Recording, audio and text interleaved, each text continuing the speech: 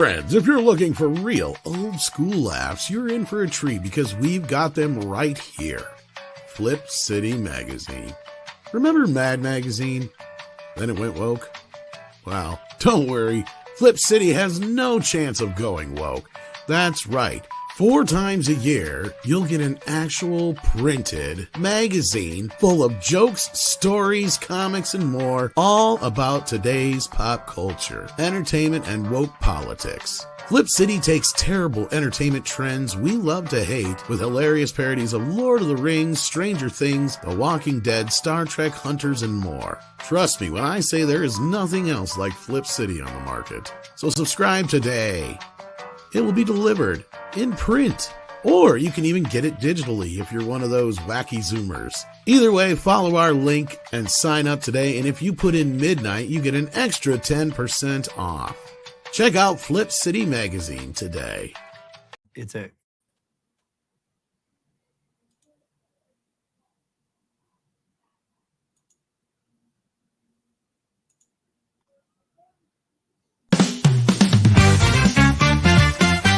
We're gonna get a little bit crazy, wild and maybe even vulgar, if you please. It's after dark and we're gonna light it up. We got some fun in store for you, no tease. It's time for Midnight Sesh After Dark. A little naughty, will hopefully make you chuckle, but we ain't trying to hurt nobody, so get ready quick on the double, cause it's time for Midnight Sesh After Dark.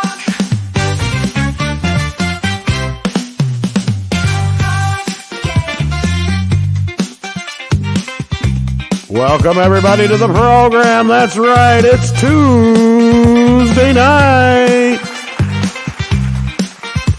Is Disney getting less gay? Well, we're about to find out and a whole lot more. The Diddler has been caught, finally. Which I still take credit for coming up with that, even though everybody stole it. Welcome, everybody. We have a Canadian with us tonight. We have Cece Karaoke. How you doing? Doing all right. Just keep hearing about Diddler diddling. He diddles.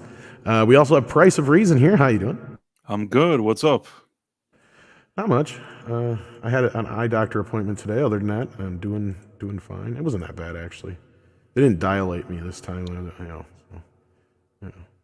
Eye doctor. Is that like a glasses thing? Yeah, usually. Yeah. Optometrist, whatever you want to call it. I haven't been to one in years. Oh. Well, that's sad. Hopefully you can see fine. I have the same glasses for years. I figure, it seems to be the same number all the time, and it doesn't change. So. Generally, once you hit a plateau, I guess you're fine, but yeah.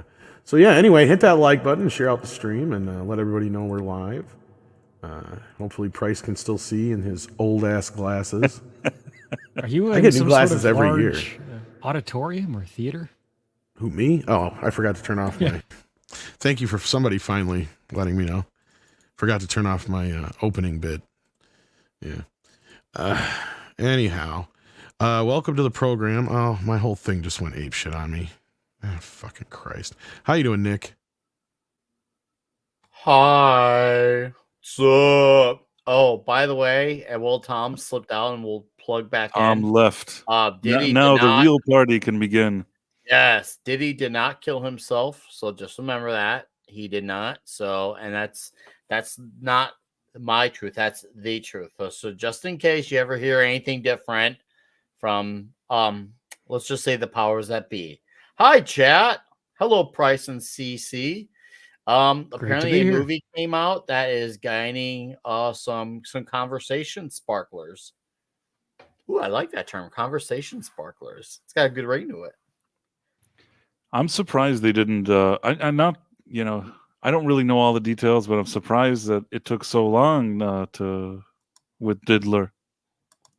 Yeah, it was already a few months back. They were showing a lot of very, very crazy stuff, and they just didn't do anything. And he wasn't doing anything, so I thought maybe they're letting it slide. Well, I think guys like 50 Cent were saying as far back as many moons ago that he was doing it, and he was being called, conspiracy theorist, stuff like that. All the buzz terms, and then all of a sudden now it's trendy to believe it. So who knows? We with these types of things, you never know what to believe. So Are we still either talking way, about Diddler? yeah, we are talking about the Diddler. Well, I mean, this shit goes back years, so oh, we'll it see does. here. I know. Yeah, I mean, this is sounding more and more every day like another Weinstein situation. So we'll see here. You mean Epstein or Weinstein? Which one? Or Both. both? Sort of a hybrid of both of them. Very much, yeah. That's You know the what? scary part. Yeah. Throw in the pudding pop man, and it's sort of like a, Yeah. a Well, hybrid I'm of sure all if he three. was, yeah, it depends on if he was using drugs at all. We'll find out. But I feel like this goes back as far as Kanye West. My friends just joking about it like years and years ago. I'd say way before that. I mean, who was it? Wasn't it Yeah. Mace or whatever? Like walked away from this shit years ago. He's like, fuck all this. And he went and religious and shit. He was like one of Diddy's right hand men for like the longest time, wasn't he? Do you guys remember who I'm talking about? I think so. I think I Mace? know what you mean. Yeah, he was the one who was in the I thought I told you but we won't stop video. That guy. He was rap like this. He never changed his tone. He always sounded like this. I'm Mace, yo. Like that's always what he sounded like in every I know song. what you mean. Yeah, so like early on, like he was always in every fucking video with him, and all of a sudden he's just like, "Peace, I'm out." And he kind of said, I can't remember exactly what he said, but it was something about how crazy the industry was, and he had to go find Jesus. Like something I like mean, that. even from the days of all that stuff that happened with Tupac and Biggie, even then a lot of strange things were said. I Yeah. think that strange stories have been sort of following this guy for many years. Don't forget there was also that incident with Jennifer Lopez that he was in a club and something, and then that was like they almost they had a trial, and then everybody at the trial forgot what happened. If you know what I mean. Yeah, he was in the Mo Money, Mo Problem stuff. Yeah. That's the one I was thinking of. Thank you. Right. Yeah, but no. there was like a trial that he seemed to be like in the hot seat, and then suddenly everybody forgot about it. You know what I mean? Like all the witnesses, I think, forgot what happened. That might be related to this. I don't know. I don't know. All I know is that like I feel like this guy has been doing it, like he has like a game that he's been playing for many years. Diddy? Oh yeah. I mean, he's an old school gangster type. He comes from the same place. Like, I mean, he's one of the guys that could actually play ball with Suge Knight. Right? Yeah, Like, I mean, there- what I there mean was a by that time- is like, yeah. There was a time that they were sort of like counterparts, if you may. Exactly. Like, I mean, that's what I'm saying. Like, these two had to be the two hardest fucking gangsters out there to be able to be who they were.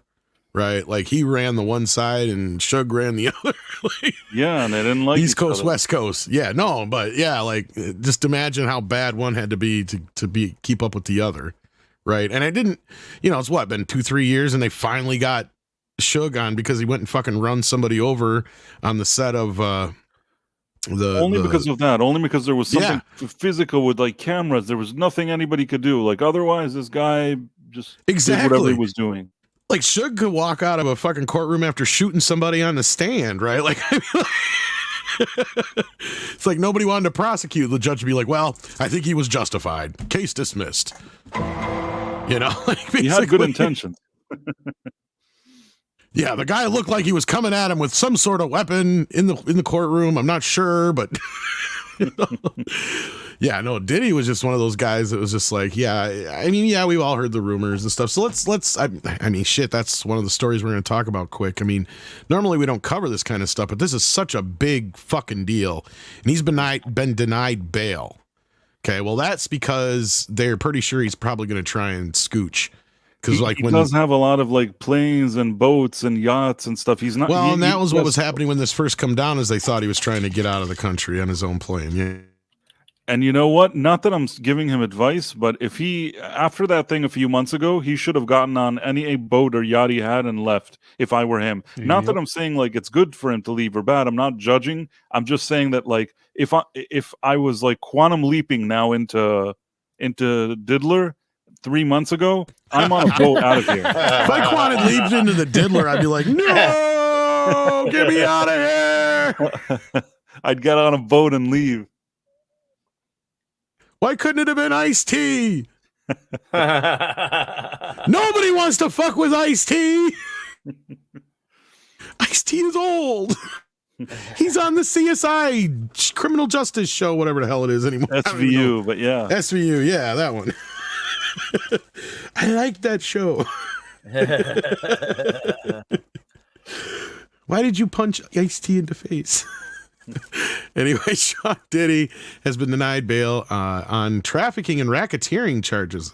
So Sean Combs will remain in federal custody on these charges after the judge refused to grant him bail. When asked for a plea, Combs said not guilty. The only two words he uttered at the 2-hour hearing at federal court in downtown. 2 hours. Whew. Just for a guilty, not guilty thing? Yeah. Prosecutors argued that Combs should be held without bail pending outcome of the trial. Combs' lawyer, Mark Anginifili, urged the judge to release him on a $50 million bond, which would be secured by property in Miami. So we don't even have that much money. The judge, Robin F. Tanarfsky, decided that there were no conditions that could guarantee Combs' appearance in court. She said that she considered alternatives such as home detention and substantial bond offered by Combs, but ultimately concluded that the presumption in favor of detention has not been rebutted by the defense. If he's convicted, Combs faces a mandatory minimum of 15 years and could face up to life in prison. His lawyer argued, I'm not going to try that name again, argued that Combs had worked towards earning the trust of the court by returning to New York from Miami to turn himself in. Yeah, after it was all over the fucking news that he was... I'm still telling you, we should have gotten he got more missing persons fucking notice in the news than the last kid that went missing. I don't understand how he stayed. I mean, if he had any sense, he would have left. That was the last moment that he could leave. Oh, they stopped him in Miami. You don't remember that? He was trying already. That's why I'm saying like bullshit. No, of course they weren't going to give him any fucking bail. I could have told you that, but that's just, Well, why'd he go to Miami? Because he's trying to get the fuck out the country. Maybe I think there are quieter places to leave. Well, at that point, he already had a heads up and knew, right? Because they were already searching his place. Why the fuck is he leaving the country if they're searching his place? He went from one thing to another. I don't remember exactly what happened. They detained him, though, is what happened. Because I think they stopped in Miami to refuel or something like that. Because I think he was coming from California. I'm not 100% on that, but yeah. Or I'm not sure where he was coming from. But yeah. You come from California and you cross the whole country that you're trying to get out of and you have to refuel? No idea. Like, how stupid is that? I'm not sure where he was coming from, to be honest with you. Go to like some quiet field somewhere in the middle of nowhere. Actually, he might live in Miami, considering I think he's east. Yeah, so like, he might live in Miami anyway, and then... He probably was trying to leave the airport in his plane and they wouldn't let him, is probably what's going on. I have no idea. I had not kept up with that part. Like I said, this is not something we normally follow. I mean, this is music on the side of everything else, but everybody's talking about it, so I thought I'd just bring it up today. No, it is significant because of how massive of a name he is, and on top of it, like, it's not like he's only affiliated with music. He's been affiliated with movies. He's been affiliated with many sorts of industry. So he has definitely had cultural dominance for decades. What are the charges here? Since we're on Midnight's Edge After Dark, we like to get a little bit more risque and live up to the name here. Yeah. Here are the accusations according to the indictment. He has engaged in violent, abusive, and coercive conduct toward women for many years. He's accused of orchestrating multi-day orgies known as freak-offs, in which women would be coerced into having multiple partners, let's say, at a time, without getting too deep into this, so we don't get in too trouble. You can see it on the screen if you want to. The women would also be given ketamine and other things, and would require fluids afterwards to recover, according to the documents. Jesus Christ. How many guys, like, I would think the men would be, like, unless there's that many more men than, like, I just don't understand. Okay. Haven't we all kind of just known this for a long time?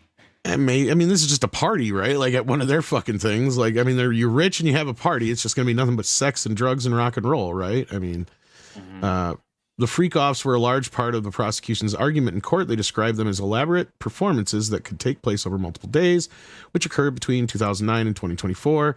Prosecution said that they have spoken to witnesses, victims of the freak-offs, and they have evidence including hotel records, supplies, and video recordings. Combs is accused of hitting, kicking, and dragging women by the hair along with other violent acts.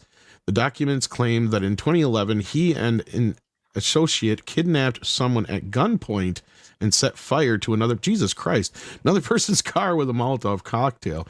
And that was just a Tuesday. Now, and another point of the discussion today in court was a video from 2016 in which Combs assaults his then girlfriend. So yeah, we all saw this, right? And at this point, I think we all were kind of like, yeah, motherfucker is guilty as shit probably, because that came out. The prosecution used the video as an example of Combs' violence, abuse, and history of lying to cover things up. They said he repeatedly denied that he was involved in the assault until the leaked hotel surveillance footage forced him into admission. They also said Combs attempted to bribe a hotel security officer in order to buy his silence, as the officer declined the money. His attorney also argued that the incident had nothing to do with the trafficking. Instead, evidence of Mr. Combs having more than one girlfriend and getting caught, he said, what it is proof that he lies. And I'm sure they got other stuff that they're not going to show until it comes out in court because there's victims involved in the videos. This is a little bit of a situation where I can understand why they're not just leaking videos out to the press. Because a lot of this shit the press wouldn't even be able to probably show. You know what I'm saying? Yeah. So, like, this I'll give them the benefit of the doubt for now. Who's going to be handling this case? Because let's just say if it's any of the alphabet organizations. Okay, so he's not even denying the freak-offs, okay? So we're getting to that here. So just to finish this up now, sorry, Nick. Then they were consensual. Yeah, he threatened to write, anyway, he said that Casey threatened to write a book about her relationship with Combs and offered him a chance to buy the exclusive rights for $30 million so that he could prevent the book from ever being published. Sounds more like he probably offered her that much to shut her up, and she said no. The defense said Combs declined. Yeah, let me guess it. That, you know what I mean? I'm not saying that's not true, but you know what I mean? The more gangster move would be for him to say, I'll give you $30 million if you don't publish that book. You know what I'm saying? That's the more gangster move there. Sorry, Buffy, I don't believe you. Anyway, Mr. Combs wrote a very large check to someone he was in a relationship for 10 years. Anyway, I guess they did settle over it. But we'll find out more here soon. Combs' lawyer claims that the freak-offs were entirely consensual, as Price brings up before, arguing that the government is coming into this man's bedroom with such charges. Well, if you've got people claiming otherwise and there was an investigation done, Puffy, that's the difference here. Again, if this case starts going and coming out and it starts to look like there's nothing burger here and they're just, targeting this guy for some fucking reason, maybe I'll believe that. But at this point, I don't see anything to make me believe otherwise. Go ahead. I've had this internal picture in my mind of the man for many years. That I'd like to know the ages of the people concerned. That too, because if you're taking minors across state and other things too, that's a big deal. I don't know anything. This is just, and I mean, maybe I'm just racist, but I've had this assumption in my mind for a very long time that he's been doing certain things. And I've just believed it. Now, I could be totally wrong, but now that all this is coming out, I'm like, I'm not surprised. And I'm wondering. Well, didn't R. Kelly say something like a bunch of people also did the same shit when he got nailed? Maybe I thought I remember him saying something about Puffy too. Possible. But... Well, yeah. I mean, Kanye, R. Kelly, that whole group. It's just none of this is a shock. Really dirty. None of this is a shock to me. You're not wrong. I mean, I'd be shocking if there were, if it wasn't going on. I've had situations back in the day where I would book artists for certain events, and I had situations that I've seen different, even hip hop and things like that. Sometimes you see these type of entourages or things like that. It's different. It's not everyone is the same. You know what I mean? But sometimes I see things that look like, if you told me later they were doing some kind of rowdy stuff or whatever, I wouldn't think that it's completely unreasonable. What I will say is that what they're describing with Diddler here seems really even extreme. A lot of times it's just the usual. You have groupies and some ladies there. You know what I mean? Maybe a few people are, participating in some recreational activities, and then there's some ladies there. This thing with Diddler sounds like a a few steps beyond that, if that makes sense. I mean, one of my friends in the karaoke community used to be a tour manager, and I've heard him talk about his days doing that and why he quit, why he burnt out on it. And it sounds, I mean, for all the issues we talk about in Hollywood, it seems like the music industry is kind of similar, where you get a few stand-up bands, and there's a lot of bands that develop a reputation. And maybe it's just for simple, parties of multiple partners and drugs. But there's also a lot of seedy stuff. And anyone who's kind of prone to getting pulled into the offers that such a seedy world provides, they tend to go for it, and they get a reputation that gets talked about. I'll give you an example. Sorry, go on. No, I was going to say one of the bands he said that was really truly stand up and never did anything unscrupulous, was Bad Religion. So for what that's worth. Anyway, I wanted to say that Tom mentioned Ice-T. So I've back in the distance past, I had a chance to work with something that he was connected to, and I can say that guy, he didn't do any of that stuff. Meaning, he doesn't do anything recreational. He's really kind of all business. He's kind of had to since Cop Killer, but yeah. Right, but no, he completely is not. No, I believe it. I believe it. I can tell. I kind of have this sixth sense sometimes about some people. Not all the time, but like just certain things about people I can kind of tell. He's always seemed like one of those kind of guys who seem like he has his shit together. Doesn't even drink. From that's what I mean. Yeah, he seems pretty straight edge and has his shit together. He would make sure that people that came to to the event that were in his kind of friends or whatever, he would make sure that they have alcohol, but he didn't drink it. What were you saying, Nick? Go ahead.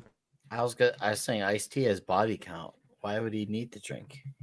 You don't know Body Count? Oh God, we're going. Body Count. Body Count is a great album. Dude, his band Body Count. Holy crud! Awesome, I saw them. I saw them in 2014, right before Cannibal Corpse, and dude, they were. Yeah, awesome. I had that record back in the day, man. Do they still tour? He's done a few more records since. He's done a few more records since. They were so good. Yeah. See, man, Ice-T is just angry, not deviant. Yeah. He went from being an angry young man to an angry old man. Yes. No, there's also a reason. If he wasn't a serious guy, he wouldn't be on that Law and Order for all those years. That Law and Order show. Oh no, he spun that into a hell of an acting career. I mean, honestly, look, his music's great, but I would say it's very niche in comparison to. This Law and Order is a gig. He's smart because Law and Order is a gig that if you get it, you don't let that gig go. That's the gig that you ride that gig for as many tens of years as they want you to be the police captain, the police sergeant, whatever it is. Who cares? You know what I mean? That's the kind of gig that you just hold on to. Yeah, and I love like it's brought up in the chat here. Yeah, back in the day, he was one of the first guys, besides like Beastie Boys and a couple other ones, to really mix rock with rap. It was actually metal with rap. So yeah, and I mean, it was cool actually. Yeah. Well, I remember the album getting pulled and all that shit, all the controversy surrounding it, just over the one song. But yeah, just like fuck the police. But anyway, yeah. Well, Puffy, I guess we'll find out. I'm not surprised though, like you guys are saying. But let's see what you guys are saying out in the chat. Well, we don't have any super chats, but we do have a super sticker from Scott Westbrook. Thank you so much, Scott, for the super sticker here. It is a little Shiba dog saying, good job wearing a kimono, it looks like. Yeah, I'd say it's a kimono. But he's giving a thumbs up as well. If you haven't hit that thumbs up yet, please do it. Just like Scott Westbrook has here too. I was thinking of Sean Puffy Combs. That's why I said Sean. Sorry about that. It was right in front of my face here on the story. Now I'm flipping over to the other story here. I still haven't seen Inside Out 2, but we got some interesting news out of Inside Out 2. Supposedly, or allegedly, I should say, they stamped out the gay interpretations from the movie. Now, it's kind of funny that this comes up because I remember all of us were like, after we saw that first trailer, we're like, are they going to make her gay? Yeah, we all got that vibe. Didn't I don't know anybody who didn't really get that vibe off it. We all had it. We definitely we thought they were going to go all in for it. So not only did they not do that, but according to some people inside, they told them to back off on the gay, so that there may have been some re-edits or doing of the animation. I wouldn't call it reshoots because it's not how you do animation, but you know what I mean, like finagling with it to kind of make it less gay. You know, it's also possible that we know that they sometimes insert scenes thinking that maybe international versions won't have them. Maybe they just deleted. They looked through a few things. Maybe the international version is what we got nationally. Yeah, two dudes kissing, delete. You know what I mean? And well, that's what's brought up here, because after the recent failures of all the Pixar and Disney animated films as of late, some of the more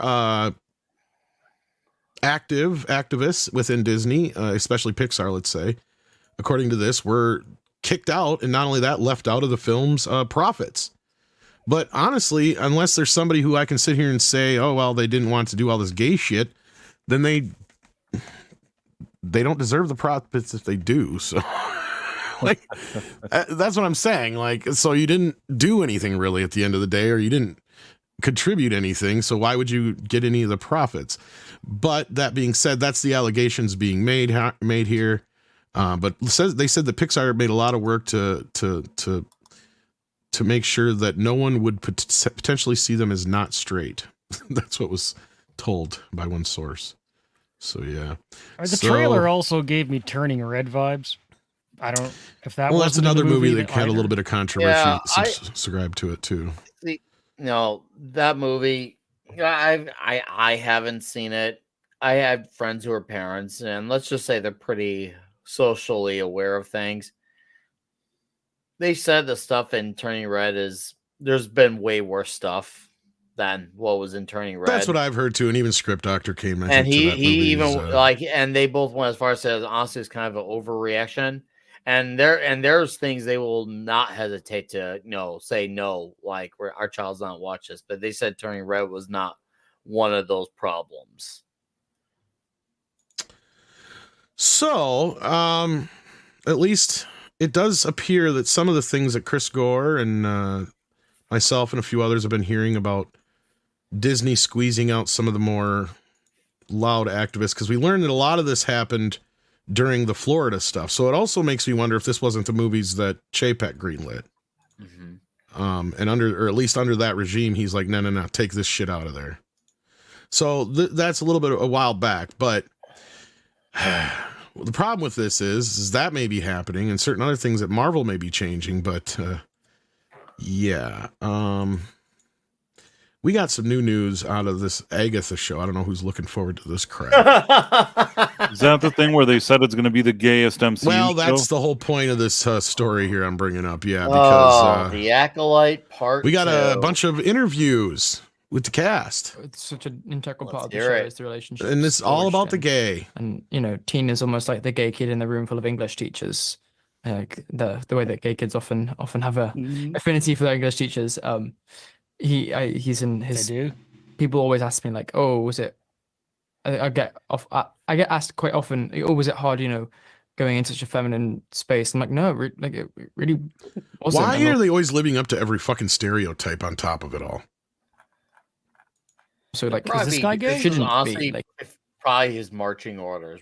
I'm not saying he's not like this at all, and when he's off script, but it's clear that he's definitely going off the typical usual talking points. Well, I'm just saying, like, I don't give a fuck about the show, but I'm leading with this somewhere. But here we go. We got more of these. There's a bunch of these. Go on. Weird question to ask. Like, is that because you're afraid of your own masculinity, or I don't know? That's a shill. Yeah. So then we got more from the red carpet event or whatever. So here we go. It's been described as the gayest Marvel project ever. Do you agree? I mean, I think it's pretty well. What is the most exciting about it is that that's not exactly what it's about. It's so normalized, but yeah, I definitely think it is. It's been described as the. So the gay has been normalized, according to the Star. So when Okay, I gotta mess with the volume before I make it big. Here we go. So here's about the relationship between her and Agatha. Listen, when Aubrey, I saw the first episode, so when Aubrey walks into that office with Catherine, there is chemistry. Yeah, no, I mean, if we had shot on film, it would have ignited. Directing that episode, I was like, my job here is done. Like, I just set them loose, and it was combustible. Listen. Or the character she's talking about. That must be one of the directors. But anyway, all about the gay. There's even more, kids. It just doesn't stop there. Well, it helps that this guy from Variety is like a flaming queer who every question he asks is about gay this and gay that. At least that first one was from a different podcast. It's the chemistry between you and Catherine in the first And episode. he's still on about the chemistry. I describe it as Law and Order meets Basic Instinct meets Bound. Go on. You're speaking my language. All of that. Yes. More. Yeah, 100%. 100%. Get gayer and gayer as each episode goes. Yes, darling, but I can't tell you how. Jesus I Christ. can't tell you anything, but yes, Oh my. it will be a gay explosion by the end of it. The chemistry between you and Catherine in the A gay explosion, huh? They really don't want people to watch this show, do they? Well, I'm going to get to that in just a moment here because there's more. So the show has been described to me as the gayest Marvel project to date. Do you agree? I would say so, yeah. It's got Why? many layers, and definitely gay is one of them. Is it? I mean, for someone like you started off in the business, you were in a gay show. Now you're in another gay show. It's like not They're new for you. trying to have No, I think that's also competition one of the great- to stifle Toxic Tuesday. It's not going to happen. We're the gayest show ever. You're right. Things about the Listen. show is like Were you going to say something else? Oh, nothing. I don't know why I said that, but good. Just keep up. Well, I mean, tonight we're going to talk about how gay Chris's or whatever the fuck his name is, the bag dude's fucking ponytail is through the whole movie. And how closet gay he is through the whole movie, too. You just wait. I got shit in my pocket for this movie. Oh, I can't Who wait is for your you to daddy and I what does can't he wait do? for you to fling it. He's like the most closeted gay villain in a movie ever. I swear to God. That's why he doesn't care about the wife. He just wants the kid for him and his gay husband. That's the whole plan.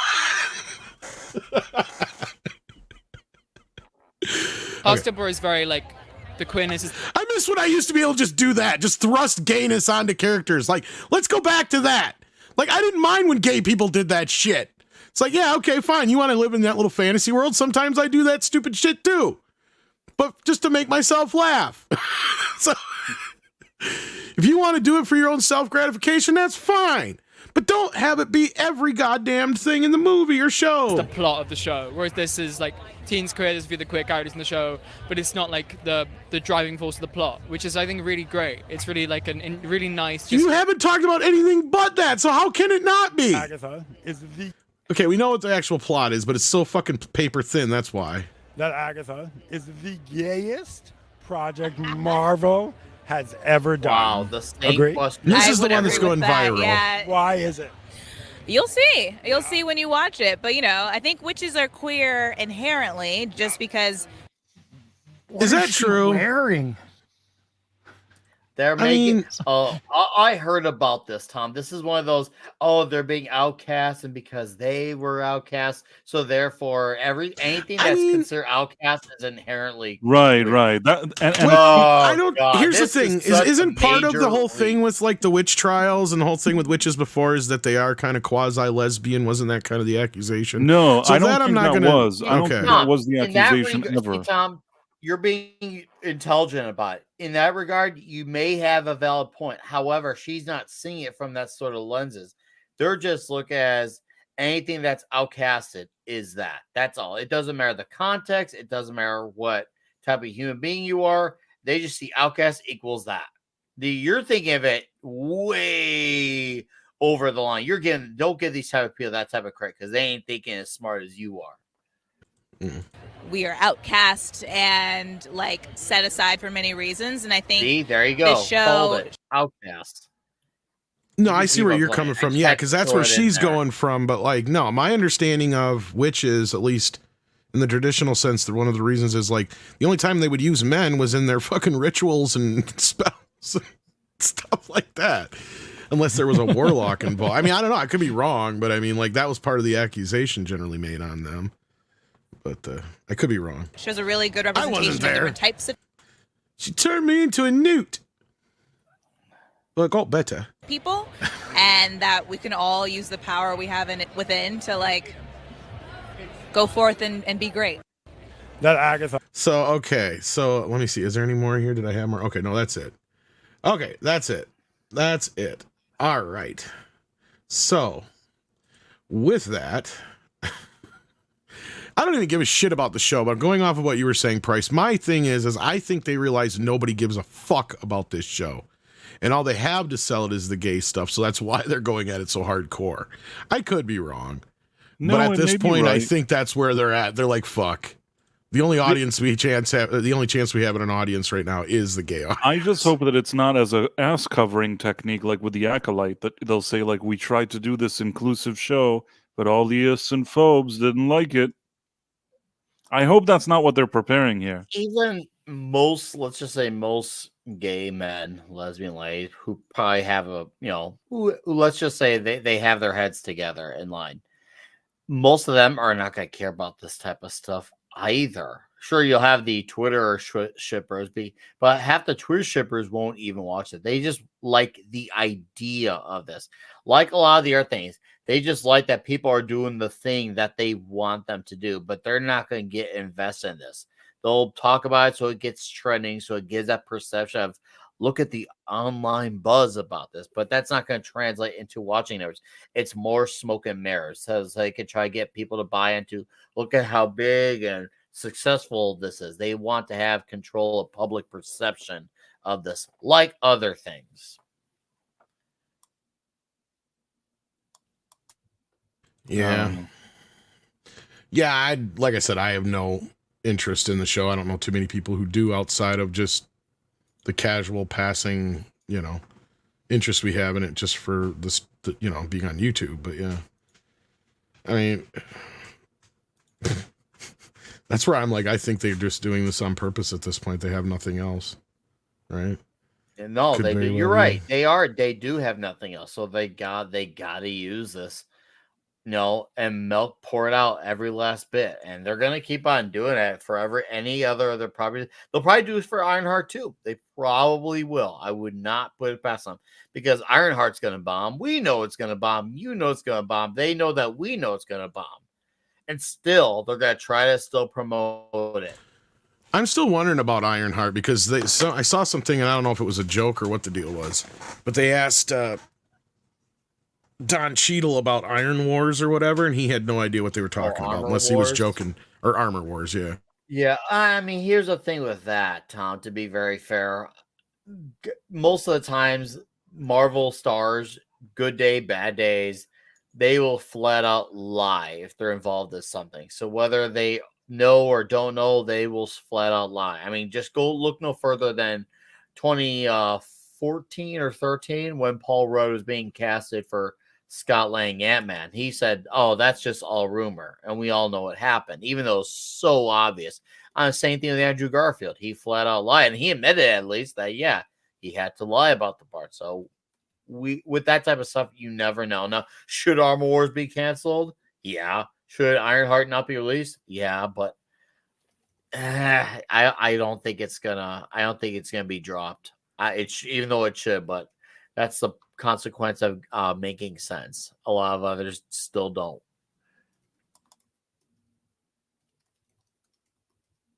Yeah, and I can tell by you guys you have zero interest in the show. No, I'm not gonna I really don't. I absolutely don't care. Once again, I had a great time with Deadpool and Wolverine, and it seems like I was a little bit more enthusiastic about it than some others in our sphere, but I really genuinely enjoy it. I had such a fun time with it, and I'll probably get the Blu-ray of it when it comes out. So but I don't need this. I don't care. I feel nothing for this type of thing. So it's like, what's the point of me watching this if there's something there, it's there, and I feel absolutely nothing. I don't even know if I have it in me to make fun of it. I don't care. I tapped out at WandaVision. I heard the words "my truth" once, and I suffered it. And then when it was said the second time, that was it. I was done. I mean, I saw Spider-Man, obviously. And I enjoyed that's Spider-Man. great. But I'm glad that Deadpool and Wolverine was something that people enjoyed. Now they have all these other shows in the can from their agenda. They it looks like they're not going to cut them for tax breaks. They're just going to actually release them. So have fun with that for the next couple of years. Patrick Robinson sends in $4.99. Thank you, Patrick. Says, Tom, I don't think they clarified enough how gay the show is. I know, right? I'm not sure if it's gay or not, Patrick. I think they're being pretty subtle about it. Sarcasm. Yeah. Nah, and that's my point, is I think at this point they're leaning so hardcore into it because, and I don't think it's to set us up or anything like that, because I think they already know that they're not going to get the general audience here.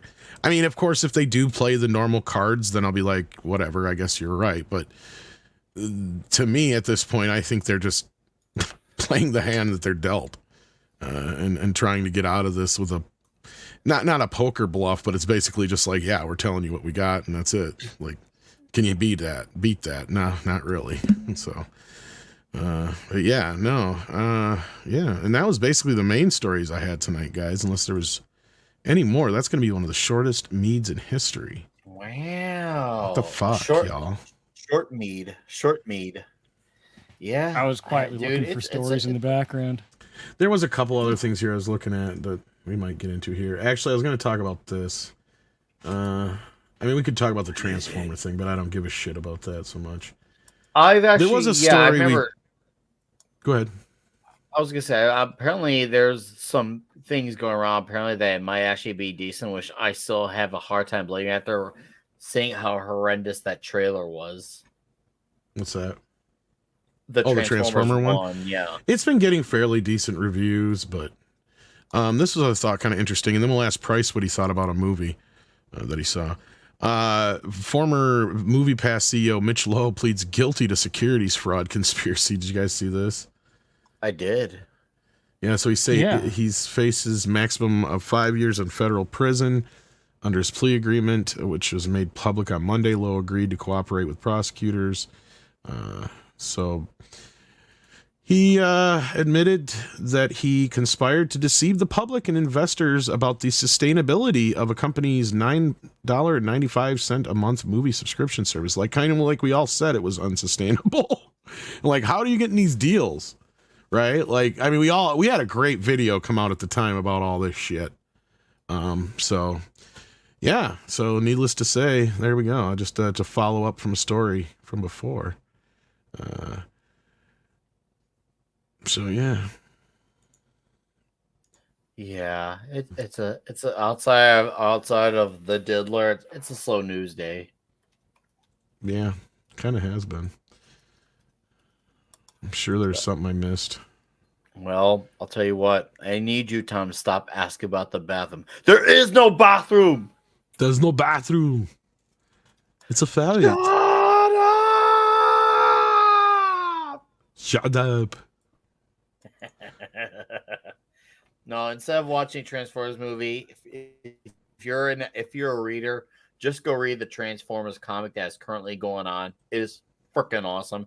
It's a full year end, much like the Conan the Barbarian. That's a full year end, which Tom and Andre did a video for yesterday, and it's a great video. Yes, I'm plugging in your main. We did do a video, yes. Your Conan video. I'm not low key. I'm high key bummed because your Conan video and your Beetlejuice are some peak Midnight's Edge videos that more people should be watching. So watch those. Well, it was for the first movie more so, but yeah. I know, but still, it is really, seriously, you guys absolutely knocked out of the park. I watched all 20 plus minutes of that shit. It is good. Well, thank you. And the Beetlejuice thing is kind of funny, even though there's only one really funny joke in the movie that I thought was kind of clever, and it's being called out as racist now. Between the Soul Train joke and the lack of black people in the cast, I guess the movie's being called racist. So, can't win them all. You liked it more than I did. Sounded like Price, though. What, Beetlejuice? Yeah. No, I don't think I liked it more than you at all. I think you did. Did you see my review? I did. No. I I heard you review that night. Speaking of reviews, you saw another movie that I'm going to see sooner than later. So Are You a Racist, Price? That's the movie that I saw, yeah. Yeah, you walked out. You should have the answer now. I mean, should I give my? I don't want to. There really isn't anything to spoil, but It's I'll a give my. documentary / whatever you want to call it. So I don't know if you could really spoil. There's it, nothing but really yeah. to spoil. I think that the movie. This was my feeling about it. It's a movie that is intriguing and somewhat educational in the sense that I think he really shows different people that are in this DEI type of business, and it's really a business, and also these type of authors and speakers and things like that. And I think he shows a real hypocritical side to it, which isn't all that surprising, but it's interesting to see it just play out. So in that sense, I think he does a good job. Is it the most entertaining? Was I sitting there laughing my ass off? No, I wasn't truly laughing. It was interesting. I mean, if you like that kind of genre of documentary, there's something to see here. It does okay, but it's not like a riot at the theater, if that makes any sense.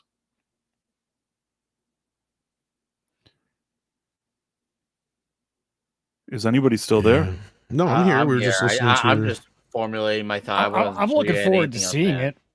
I like the advertising around it, and that's the thing that I do like. They're good. They're obviously really good at advertising between this and as much as I couldn't stand the movie, Lady Buzz, the promo around is good.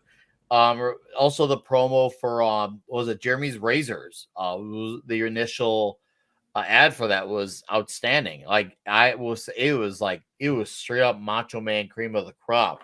But it's the execution that follows on a lot of these things are mixed bag. Like I didn't even mind, even though they just I've learned later on. I thought they were involved in it, but I learned later on they just promoted it. Tear on the Prairie, it was fun.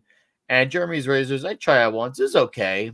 But then you experience stuff like Lady Ballers, and I thought it was absolutely terrible. And even though I have been very open, especially people who follow me on Comics Division's political shows, even though I agree and align with most of what's said on a lot of these particular programs, I still have an issue with how upfront the message was on Lady Ballers. So that shows you, for consistency's sake, that I still have a problem when the message is first and the entertainment is merely an afterthought. And that's the problem with Lady Ballers. It was so on the nose with that message that I couldn't care. It was cringy. I'm like, but the reason why you push people away from these type of ideas, and it was when you make the message first. The reason why I think this one you would like more is because when it's a documentary, there's not really a secret. You don't need any kind of nuanced storytelling here. You know basically what he's trying to do from the get-go in the movie, and as you're watching the movie, he's doing what you think he's going to do, and it's still interesting to see it.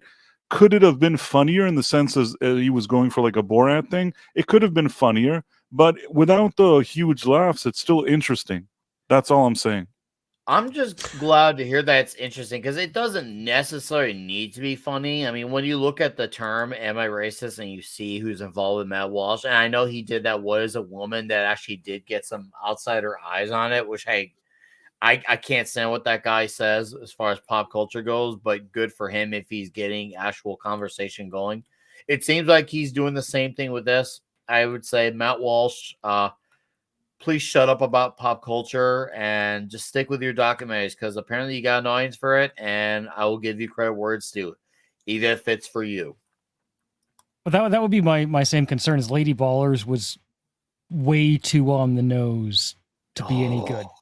I may agree with the concept, but it was just like, hey, here's this thing, and I'm just going to shove it all in your face. Maybe they wasn't putting above their belt with that Lady Ballers thing. They didn't have, they're not natural comedians. Not to mention we already had a South Park episode that basically did the same thing. Well, I mean, like the approach that I would it only works for like something like that.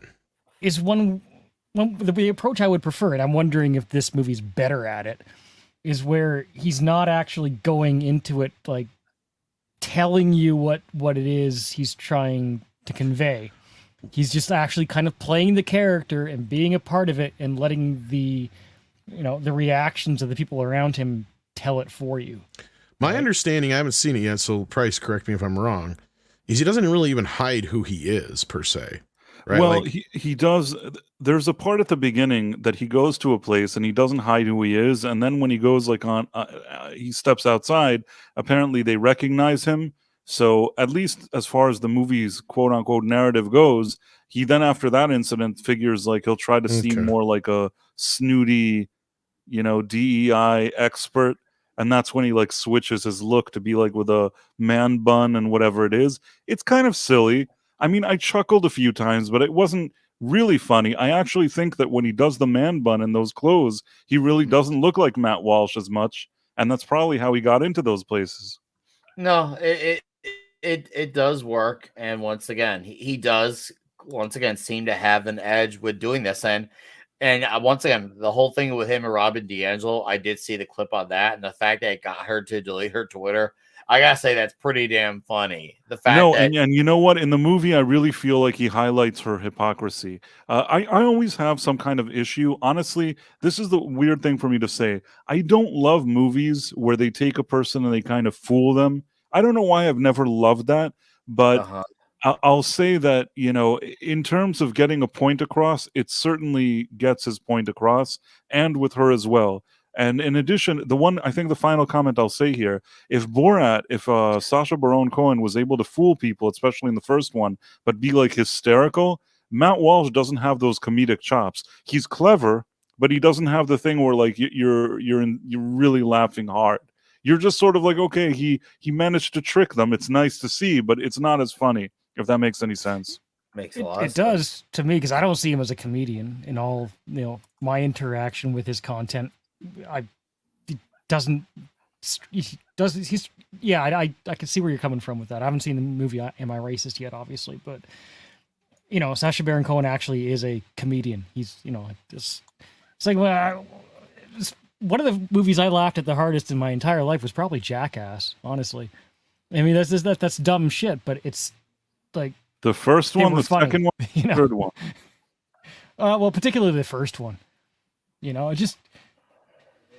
There is a talent to comedy, right? To how you approach it, to how you time it.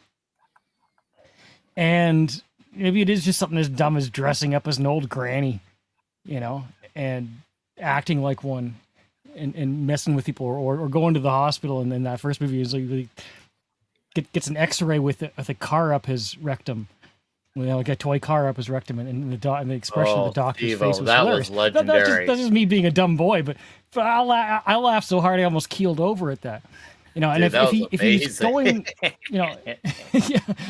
So I mean, that's what I'm trying to kind of get a sense of with this movie. Is like, okay, he's going in, he's fooling these people, but I mean, is he just sort of getting these people to say really ultra left things that are kind of like scary, and it's funny because of how stupid it is? Or is he kind of also, does he have that sense of creating comedy out of the scene, right? Like, I mean, granted, I know I haven't seen it, but from what I'm gathering, I think he's trying to show that there's no end goal to this very warped ideology. And I know there's going to be a lot of people, let's just say the not so sane on that side.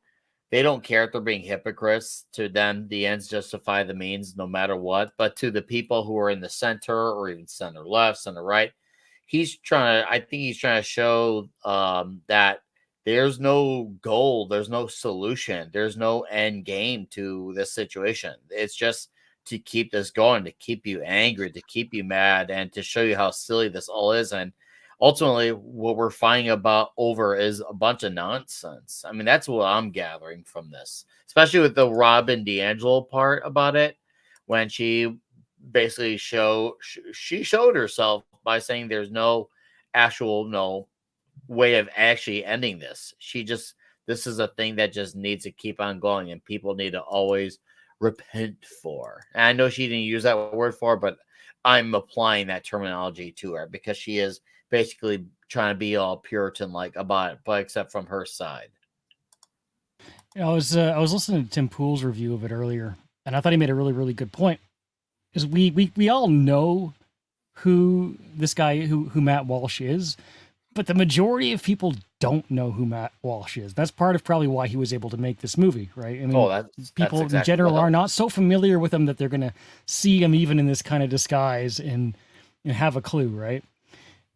And so for the general population, they don't know, like they don't have this preconception that it's a Matt Walsh film and his politics.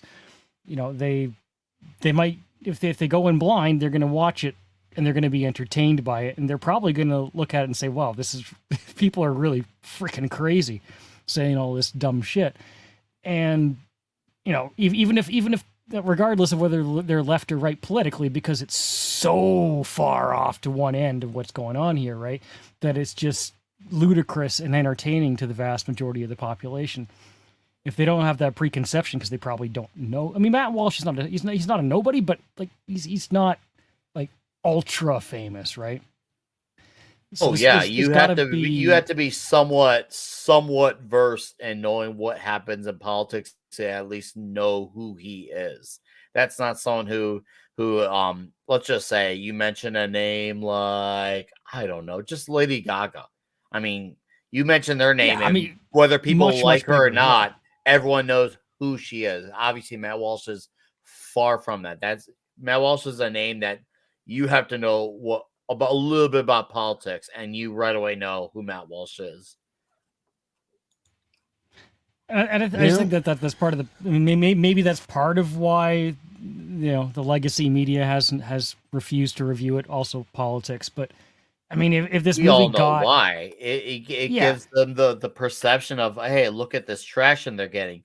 This is now, I hate saying this because this is going to sound very, very politically heavy-handed, but a lot of these industries are very, very slanted one way, obviously towards the left, and they have a monopoly on all things entertainment. And the millisecond anything slips even from 100% to 99% the other direction, they're going to do whatever it takes, say whatever it takes to discredit it, because they want absolute control of the conversation, the perception of anything that is perceived to be legitimate. They need to have that power at all times. That's why they absolutely demonize anything that someone like Matt Walsh does, or it's just anyone who's like them, whether it's in the center right, center left, even now. And obviously, if you're even very right, they will demonize anything because they only want everything to be seen through one sort of lenses, and that's theirs.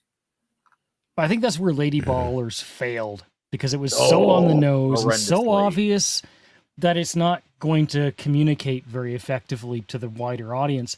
But if you get a movie like this that is maybe, if it is more subtle, as I'm hearing, then it can communicate to people on, you know, of various positions and beliefs, because the positions being communicated in the film are so ridiculous that most people can kind of say, you know, this is stupid, and agree with it and enjoy it and be entertained, and not feel like it's being stuck in their face. Because, I mean, it doesn't matter what the position of a movie is. If you stick it in someone's face too hard, it's not gonna, you know, it's not gonna work. It's not gonna resonate. even and that's why I hate seeing all this stuff, because it goes to show you, just given the other side of the political message doesn't mean it gets a pass. It's just as bad as a whole, well, at least this product is not woke. It's like, okay, yeah, that's great that it's not, but it doesn't get a pass for not being that. Let's not have our expectations lower and settle for the lowest common denominator. We want to still have standards and expect things to be the best that it can be. Because when you make a new bottom of the barrel, the other side's going to look at it and think, okay, well, now we have to lower the standards even more. It's the dumbest thing. Stay at the top. Don't settle for anything less. ActionCom sends in 5 and says, when it comes to documentarians, in what order would you put Michael Moore, Matt Walsh, Spurlock, and Cohen? Oh, balls. Actually, I prefer more historical documentaries sometimes. what's his face who did like the baseball one and all that stuff for PBS and some of those. Otherwise, I don't have anybody I necessarily lean into it per se. I used to like Michael Moore until he went completely batshit insane. Yeah. Yeah, I Ken mean, Michael Burns, Moore's thank you, early yeah. shit. Like, is it really his early work? Politics aside, I Roger thought and it me. was a lot more ballsy. Yeah, up till than his basically later stuff. Fahrenheit 9/11, then yeah. I And mean, Bowling he for just kinda got Columbine. Those two softer are and the seemed two like that really yeah. kind of go over the edge a little bit. Sorry. No, but like he used to actually take chances with his films, and it just felt like as his films went on, he got safer and safer, and it was more just talking heads. And I mean, okay. I mean, it was like there's a bit of a cheapness to just running up to the front of a a corporate building and shouting at clouds, but he used to actually, I felt like he used to get more involved with the films he made, and then as his films went on, he was kind of more just in the background and interviewing people in a room. Spurlock, on camera. on the other hand, rest his soul, he lied through most, or at least didn't, I wouldn't say lied. He didn't fully tell us the truth about some of his shit. So, for instance, when he did his Super Size Me documentary, the reason he was getting some of the results he was getting was most likely because he went from a straight vegan diet to eating nothing but McDonald's. Plus, he was hiding an alcohol problem for years. And so that's probably why he had the liver issues and some other things too going on. I will say my favorite part of that movie, and maybe possibly Not that I'm saying McDonald's is good for you, but sorry. But he's interviewing that guy who had eaten like tens of thousands of Big Macs, but never had the fries, and he was in good. He was a stick. He was in good shape, conceivably. Like he looked like he was in reasonable health. And I got to think those fries are. I mean, they're good, but that's just a vat of greasy, unchanged oil. That's the problem you have. You got between, up until a point, they actually used to have real burger and real buns. Up until sometime probably in the early aughts or late 90s at the most. Then they started using more and more preservatives, and they started using stuff that would, to help keep the shelf life, right? Like, so now people have taken Big Macs and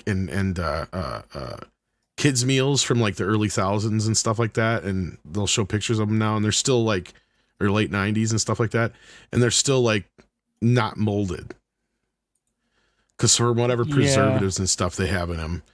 I mean, I wouldn't eat them obviously, but I mean, they're just they're just like the day they were basically made. Like, they haven't changed much, maybe shriveled up a little bit from dehydration, but so that tells me that there's something wrong with that shit. So I have really shut off the fast food. I haven't noticed a difference personally, but I mean, I've shut off the fast food fucking shit pretty much altogether. I don't eat unless I absolutely have no other choice, basically, if I'm on the run. And even then I try to pick a more healthy alternative. The only thing I'll add to that is if you really look at who owns the food companies, the food that you buy, and who owns the companies who are making the food that you buy, you think about what their priorities might be if their priority is to make profit. I mean, if someone's going to profit off of you getting sick, they might want you to get sick. Mm-hmm. It's possible. Yeah, there's a whole. I think there's a little bit. There's a little bit to that part. I won't deny in that documentary that makes sense. But anybody else got any favorite documentarians that weren't mentioned there by chance? Oh, I gotta think on that one. I just wanted to give everybody a chance to chime in. Of the four, probably Cohen. Yeah. Kalekioki is here, and how you doing? Says, overall, this movie seems better received than What is a Woman? Yeah, and I think I can understand why. See, here's the thing. Somebody had said it the other day that they had seen What is a Woman, and it's kind of depressing, right? Because here's the problem with What is a Woman. You ever notice there's no problem with women wanting to be men, per se? There is, but it's not a problem. Because nothing a woman does to try and live up to an actual man can do it, right? They're not taking over our jobs. You don't see women who are formerly, or men who are formerly women, just taking over sports, do you? Now go to the other side. Men who are trying to be women, there you have them taking over their sports, etc. Right?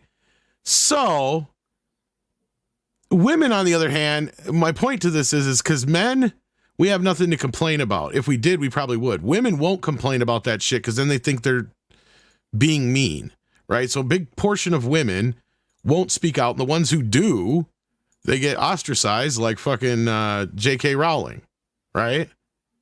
So that's their own fault. Women need to start standing up for themselves more. And they have in certain areas, like with the bathroom thing. And even then, they back down quite a bit, right? Even had to have the men step in for that.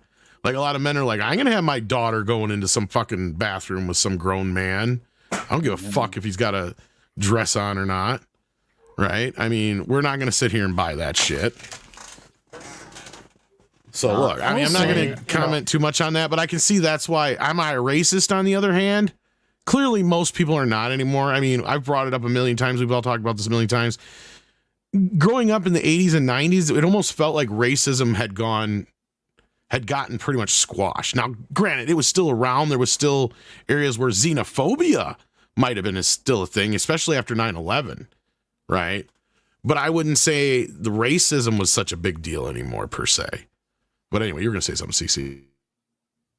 Well, I was going to say after 10,000 Uber trips, I met one female Uber driver in all of that time. She was hot, but one female driver. And when I've asked people why they don't women, why they don't Uber drive, is because they don't feel safe. And I'm thinking to myself, but you could drive in the middle of the afternoon in broad daylight. That's the thing, is whether it's a truth or not. We ask that stuff a lot of times. It's like, okay, you want equality, then why aren't women working on oil rigs? Why aren't women doing this? We're doing that men usually do, right? Well, it's because they have some excuse always, right? So anyway, I don't want to get too deep into that per se, but I think that's the difference in the documentaries. It's a lot easier to point and laugh at somebody trying to call us racist right now than it is to try and dance around and talk about what actually a woman is and all that kind of shit in certain circles now. It's a little easier. But that being said, I don't know if you guys noticed, we got one more story since we got CC and he's a gamer. Gamer. I don't know if you guys knew this or not, but there's over 40 video game movies in either active development or already ready to be released. Did you guys know this? I didn't know it was 40. Didn't know that, but 40. Can't say that I'm surprised. One of them is The Sims.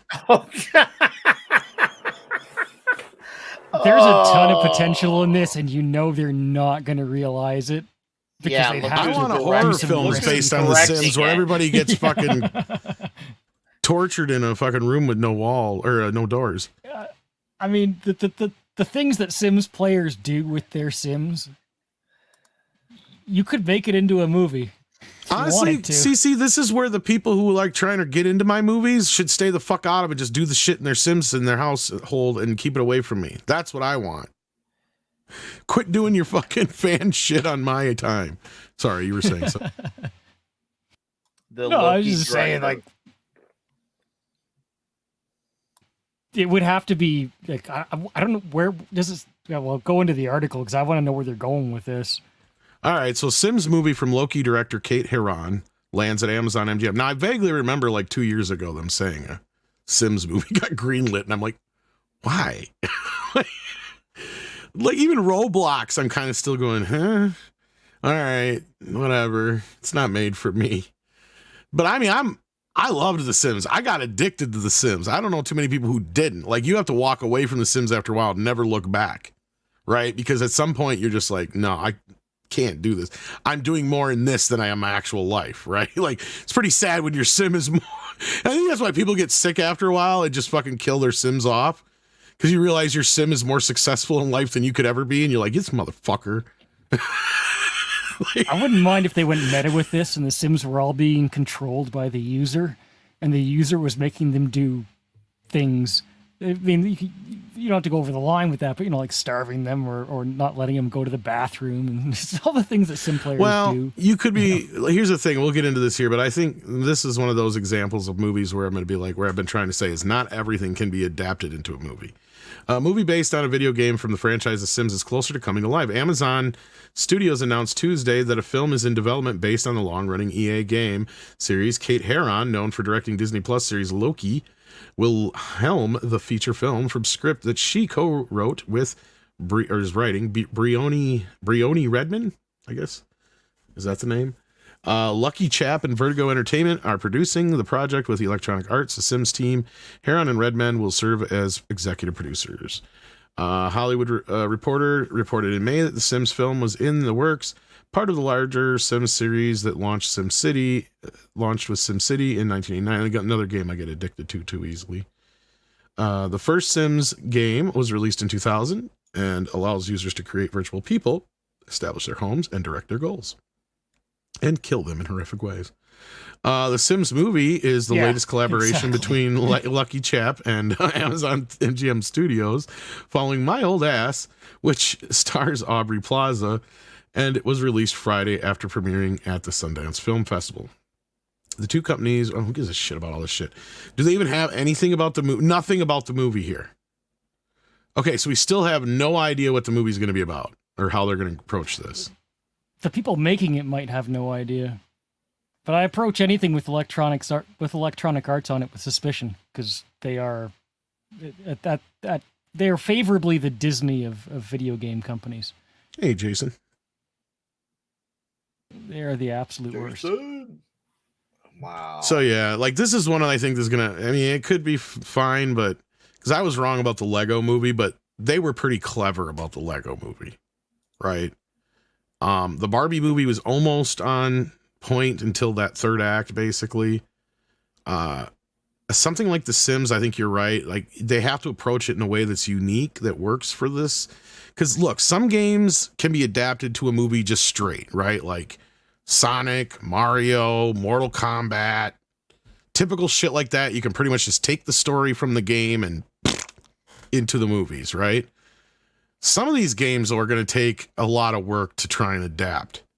Like, I'm not even so sure that they're going to be able to make Minecraft work, because I thought they'd have been smarter going at Minecraft from the Lego direction. It looks like they're coming at it more from the Jumanji direction, right? So, and Jumanji's based on a book that's supposed to be based on a game kind of concept or whatever. Anyway, so like, there you go. That even kind of leans into that already. Look, I know some people seem to think that video games are the next big thing in movies, but I don't think they are. I really don't. I mean, if it's Sonic, if it's Mario, maybe, but yeah. I mean, it's possible to do, but there is a fundamental difference between video games and movies, at least presently. I mean, that's why Netflix tried to do that with Black Mirror some years ago. I remember at the time, because what they were trying to do is they're trying to make film interactive, right? To choose your own adventure.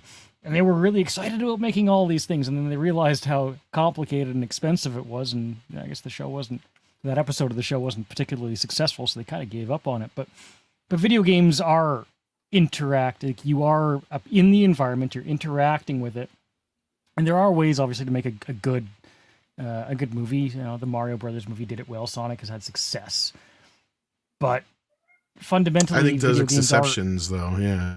Yeah, I mean, they're interactive, like, because you're interacting with the world around you. You're actually in it, whereas with a movie, you're observing it, right? That's kind of where you have to draw the line, right? Go ahead. Sorry. The Sims especially, like, there is no quote-unquote story with The Sims so much as... No. It's the experience of the user and what they're doing to and creating with the Sims. Exactly. Right? And that's where I said you have to approach it like the Lego movie or something like that. So, like... I agree with you on your concept earlier you brought up. Like, that's about the only way you can do it. Yeah. Because otherwise, I mean, look, you can do like certain things. Like, I agree with you. If it has a rich story that you can even write something from that story. It doesn't have to be directly from the game, and it can still work. I mean, look at how successful The Last of Us has been by mixing, the game and whatever. I haven't watched the show. I was never a big fan of the game, but it's popular among people. So there you go. but not everything is going to be able to be a Mortal Kombat or a Super Mario Brothers or, you know, one of those kind of things. It's just not going to work out that way all the time. So, but on that note, we do have a clip from Joker, unless anybody else had anything to say about video game movies.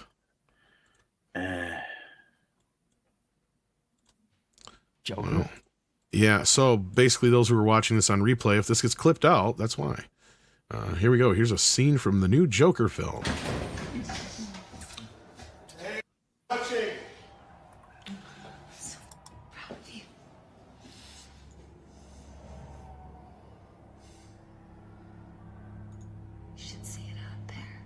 Going crazy for you. You did it. I don't know. Maybe I should read a law book or something. No, I never went to my school. Is this Mumble the movie or something? It sounds like it. Touching.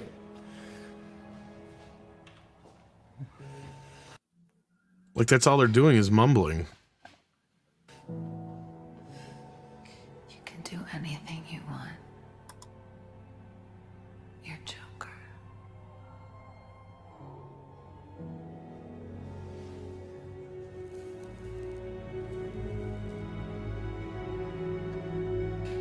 Yeah.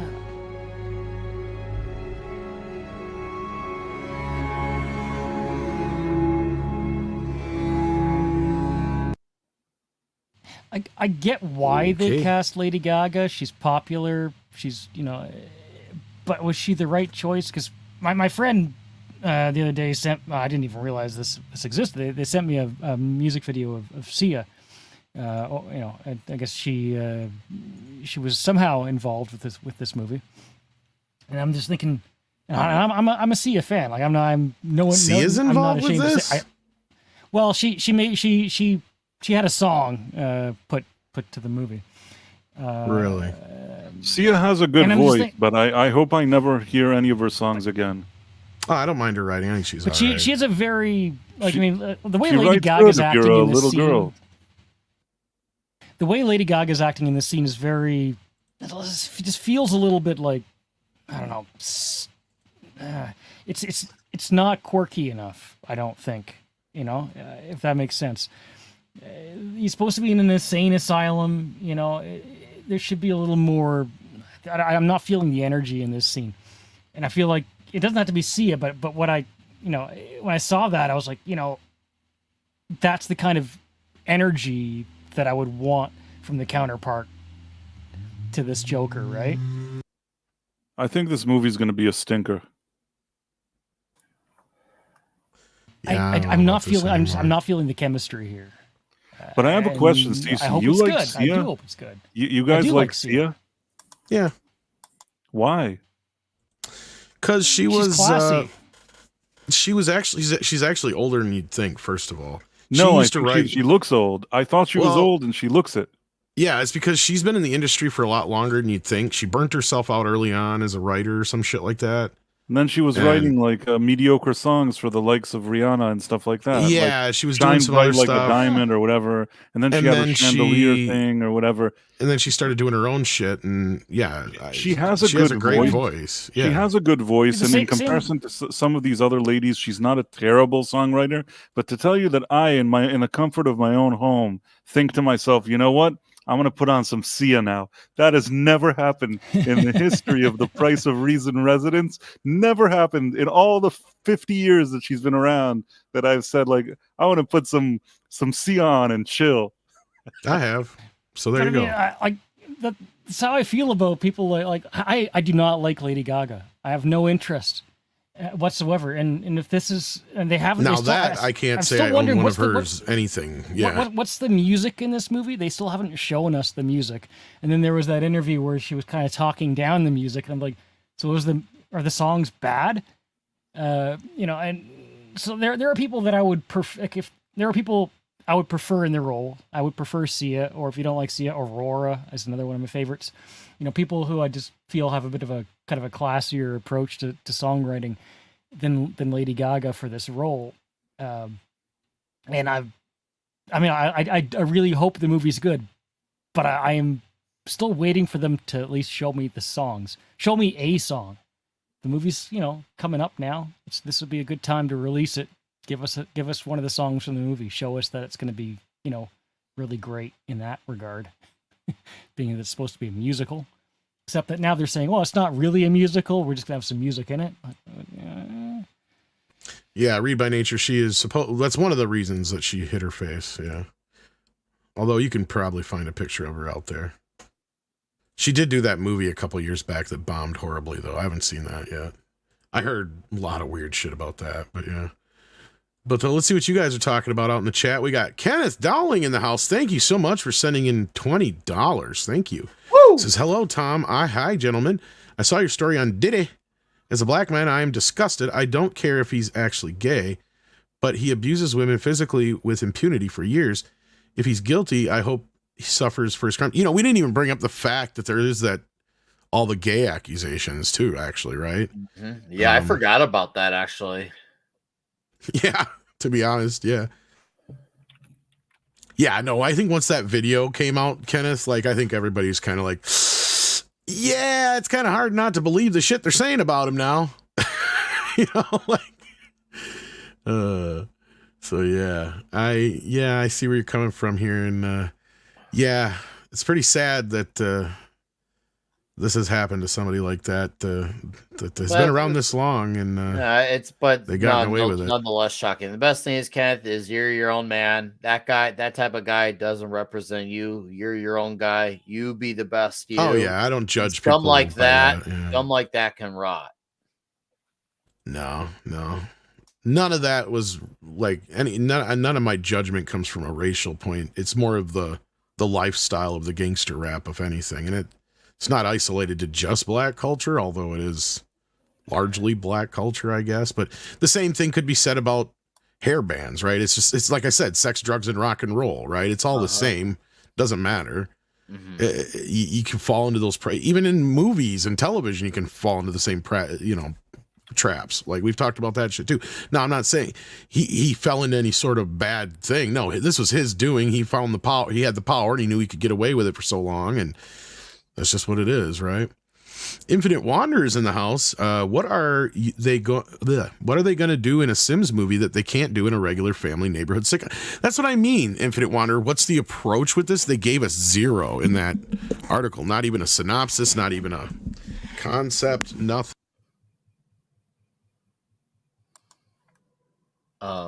What happened? And there he goes.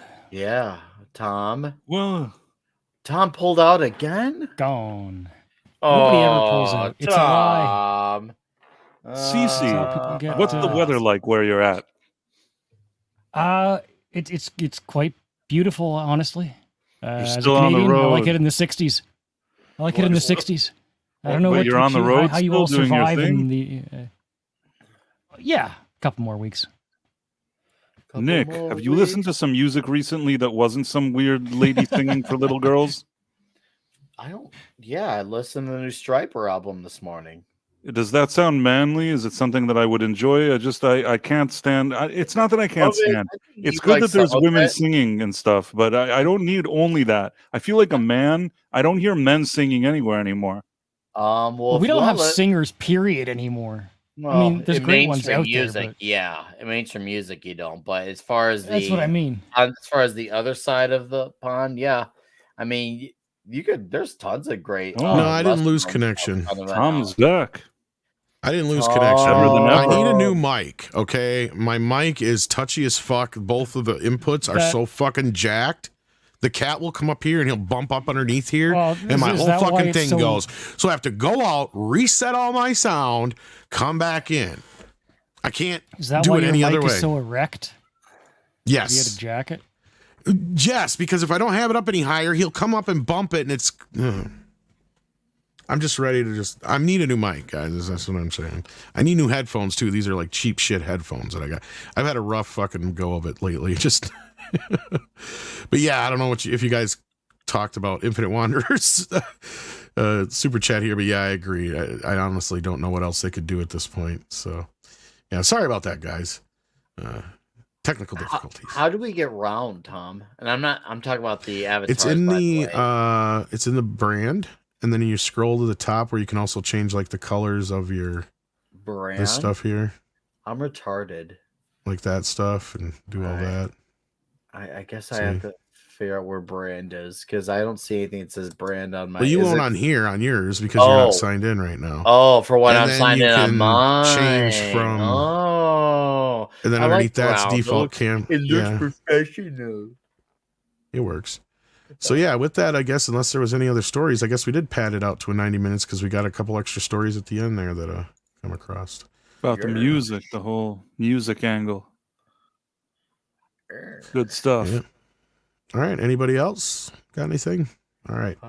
Well, I know I'll be on Toxic Tuesday in a little bit with Nick Weiser here, so this will send you over there. We're going to be talking about Kindergarten Cop tonight. Yes, we're talking about it. There is no bathroom in less than 1 hour. We're going to be talking Kindergarten Cop. You better come out. I'm a cop, you idiot. And I'm Detective John Kibble, and you better watch this movie. Yeah. Huge. Huge. Huge. It was a big hit. Price, what you got going on later? I have the Night Owl at 11:45 p.m. on my live channel, Price of Reason Live, and posted some video today on the main channel if anybody feels like watching it. And that's it, I guess. Nick, you're going to get a DM from me, and I'll start bugging you at around 11:45. I want you in my I'll have to bop into one of those one of these days, too. Awesome. Maybe I will tonight if I get a chance to watch that movie, but I don't know if I'll be able to see it by the time your show is. I got Toxic Tuesday, so I'm going to try and watch some of it beforehand, but it's a screener, so I don't know how I can do that. We'll see. Cool. So, all right. Yes, with that, CC, karaoke this week? We could do that. Maybe we'll have to do an impromptu one since it's been so long. I was a lot of practice last time. I had a horrible show. I didn't think it was horrible. I think you did good. I did horrible. I wasn't good. No, you did fine. At least you admit it was fine. It just took us a half an hour to get back into the ring of things. Hey, it takes extra humility for a man to admit he wasn't good in the room. So I respect that. Kenneth Dowling, holy shit, man! Thank you so much. Sending in another $20. Woo! Hot dog. Thank you. Yeah, you get that and that's a Godzilla size one there. It says, "I hear what you guys are saying, and thanks for the compliment, Nick. But it's because actions of guys like Diddy that people use to attack masculinity." I want to be a good example. Yeah, that's true. And again, though, thanks for reminding us about the whole gay thing, because that doesn't help his angle at all. No, it does not. Nor does it help the narrative of the nation right now, especially. Because, look, I have nothing against gay people. But, you know, if they're going to act like they're higher and mighty than everybody else, and you have situations like this and other ones, like, yeah, it's kind of hard to keep using that as an excuse of purity. Every single tree on the planet is always going to have a rotten apple or two. It's just inevitable, no matter how much you want to prevent it. So you be you, be the best you. Thank you for being you, being that good example. The rest will sort itself out. That's just the way the cookie crumbles with this thing. So I think the best way to put it is I never judge people by that bad apple. That's for sure. No. You're always going to have that rotten apple. So yeah. I always judge people per person, like by their own character, not by a group of people. Mm-hmm. So, but yeah, unfortunately, we have a group of people now that are doing shit, and that's what we have to deal with. But with that, guys, thank you so much, and thank you again, Kenneth, for all the support, and of course, all the rest of you for being here. Hit the like button. Hit the share as well if you haven't already. You can still share this out after the show's done. And we will catch you sooner than later on the next stream.